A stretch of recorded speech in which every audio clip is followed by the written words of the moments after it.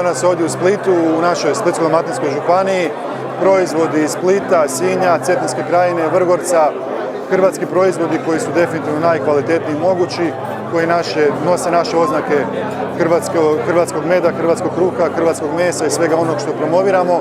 Na ovom našem trećem doručku koji organiziramo, nastojimo proširiti u odnosu na dosadašnja dva svaki put paletu proizvoda koje predstavljamo javnosti, tako da pored proizvoda koji nose oznaku Hrvatske poljoprivredne agencije, bilo da se radi o mesu, mlijeku ili drugim proizvodima, ovaj put smo nastojali istaknuti određene proizvode iz Splitsko-dalmatinske županije, od kojih su neki zaštićeni i europskim oznakama kvalitete kao hrvatski zaštićeni proizvodi.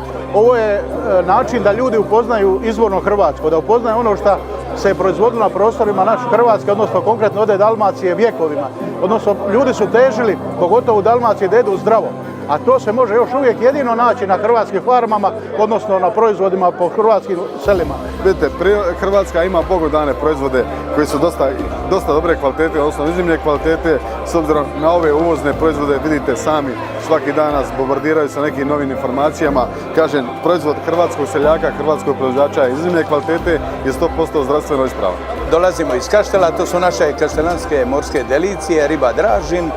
Prepoznatljivost je paprika ta što vi isto možete kušati, slatko kisela ljuta, punjena filetom slanog inćuna. Između ostalog cijela jedna paleta izuzetno kvalitetnih morskih plodova.